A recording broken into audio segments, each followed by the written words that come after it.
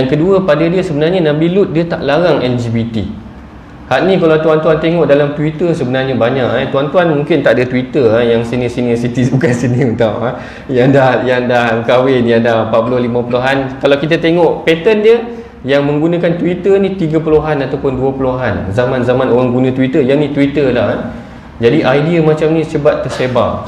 Yang ni nanti muka dia saya dah hide kan lah. Nanti dalam slide yang akan datang ada juga terkeluar juga, sebab banyak sangat dia punya idea yang dipersembahkan yang mengelirukan masyarakat. Pada dia bukan orientasi seks yang dimarah Tuhan, tapi pencabulan seksual yang keterlaluan. Tengok macam mana dia frame isu tu. Waktu Nabi Lut datang, ataupun waktu kan Nabi Lut dia diterbalikkan ataupun ditimpakan bala daripada Allah Ta'ala setelah daripada datang dua orang tetamu kan, ataupun datang malaikat tu tadi.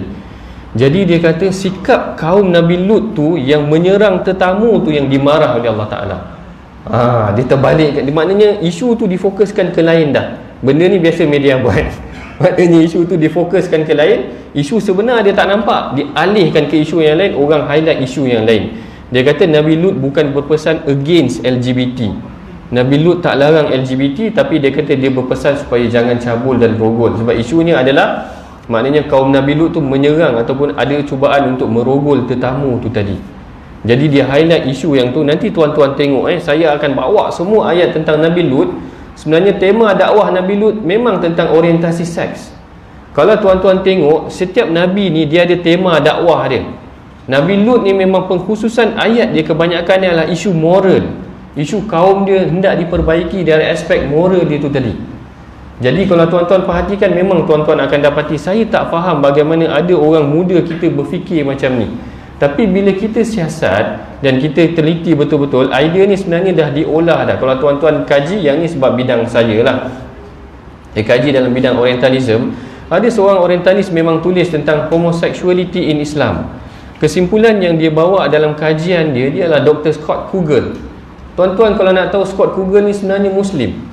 Dia asalnya Kristian, tetapi dia kaji tentang, asalnya dia kaji tentang Sufi. Dia kaji tentang Sufism ni lah, tentang tarikat. Dia nak menenangkan jiwa dia. Akhirnya dia masuk Islam. Tetapi setelah dia masuk Islam, dia kaji pula tentang homosexuality. Dia bawa satu idea, sebenarnya Al-Quran tak pernah melarang LGBT pada dia, ataupun tak melarang gay. Sebab bila orang interview dia, orang dapati dia seakan-akan cenderung kepada gay, ataupun dia sendiri sebenarnya gay. Lalu dia cari penghujahan dalam Quran yang akhirnya membenarkan apa yang cuba dibawa tu tadi berdasarkan kajian. Ini saya kira agak bahaya. Kita banyak hantar pelajar kita. Saya tak salahkan pun belajar di luar negara. Saya sendiri graduate daripada UK.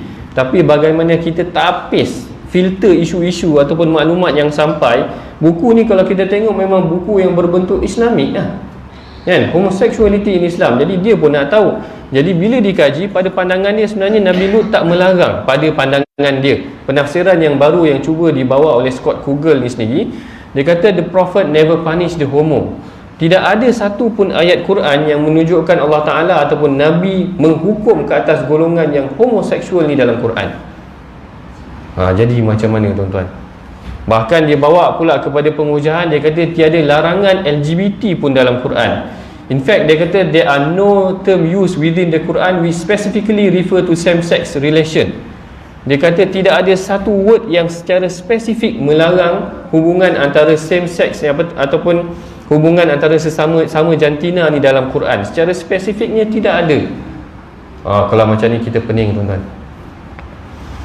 Ya betul lah penghujahan dia. Kalau kita tengok sekali imbas macam betul. Sebab point dia, kalau betul Quran tu adalah qanun ataupun kitab undang-undang, kena disebutkan secara spesifik lah tentang hukum tu kan. Mana boleh pergi secara general? Mana boleh pergi secara general pada pandangan dia begitu. Pada hakikatnya Allah Ta'ala bagi panduan. Tuan-tuan kena faham, orang yang paling faham Quran ni siapa? Orang yang paling faham Quran adalah Rasulullah sendiri. Sebab dia diturunkan Quran kepada dia litubayyina linnas, untuk dia menjelaskan kepada manusia. Betul tak? Maknanya kalau dia tak faham, macam mana dia nak jelas kepada manusia? Ada beberapa ayat Quran yang kalau tuan-tuan tak faham, memang kita kena rujuk kepada Rasulullah. Bila kita refer pada Rasulullah, apa yang Rasulullah cakap tentang golongan ni, itulah menjadi asas penghujahan kita. Sebab tu setiap orang tak boleh sesuka hati menafsirkan apa yang dia faham daripada Quran. Sebab tu kalau kita bagi Quran pada setiap orang akan faham fahaman dia sendiri. Sebab tu kalau tuan-tuan tengok sisters pun, dia ada fahaman dia sendiri tentang Quran. Kasim Ahmad pun dia ada fahaman dia sendiri tentang Quran. Saya bawa ni hujah Kasim Ahmad tentang Quran, dia kata tudung ni tak wajib pun. Sebab ayat Quran menunjukkan tudung ni tak wajib. Kalau saya cerita ni tuan-tuan pun pening pula, nanti balik pula ni semua orang pening. Tapi saya bagi penjelasan juga. Saya nak cerita macam mana kerosakan yang boleh dibawa kepada pemikiran anak muda, yang kalau tak sikit pun mungkin 1-5% akan tangkap juga benda ni, yang akhirnya dia akan merosakkan sedikit demi sedikit apa asas yang dibawa dalam Islam tu sendiri tadi. Bahkan dia kata, furthermore the Quran recognize that there are people who are neither man nor woman. Yang ni pun sebenarnya salah faham. Saya tak sempat nak snap ataupun nak bawa ayat Quran tu tadi. Ayat yang dia maksudkan manusia yang tidak ada jantina ni bukan manusia yang tidak ada jantina. Wal aqim, kalau tak silap saya, yang sebutkan dalam Quran ni adalah bukan masalah jantina, tetapi yang tidak dikurniakan zuriat, tetapi diterjemahkan sebagai golongan yang tidak ada jantina, sama ada lelaki ataupun perempuan. Nanti saya tunjukkan kepada tuan-tuan.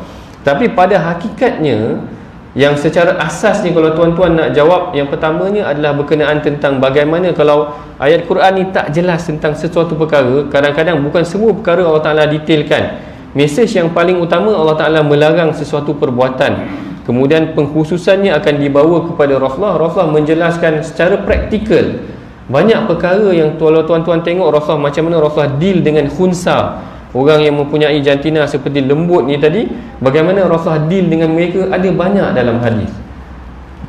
Bagaimana Rasulullah mengasingkan ataupun memberikan hukuman yang berat, bahkan laknat. La'anallahu man amila amalan qaumi Lut ni hadis yang sahih. Kalau menurutkan Al-Imam Ibnul Qayyim, Al-Imam Ibnul Qayyim kata Rasulullah tak pernah melaknat satu dosa besar selama 3 kali berturut-turut, melainkan perbuatan kaum Lut ni tadi Rasulullah laknat 3 kali berturut-turut. Mana Rasulullah tak suka lah. Berarti kalau dia tafsirkan bukan orientasi seks yang dilarang, sebenarnya apa yang ditafsirkan tu adalah bercanggah dengan apa yang dibawa oleh Rasulullah tu sendiri. Maknanya benda ni sepatutnya jelas. Yang kita bimbang ada orang yang akan tertangkap dengan perkara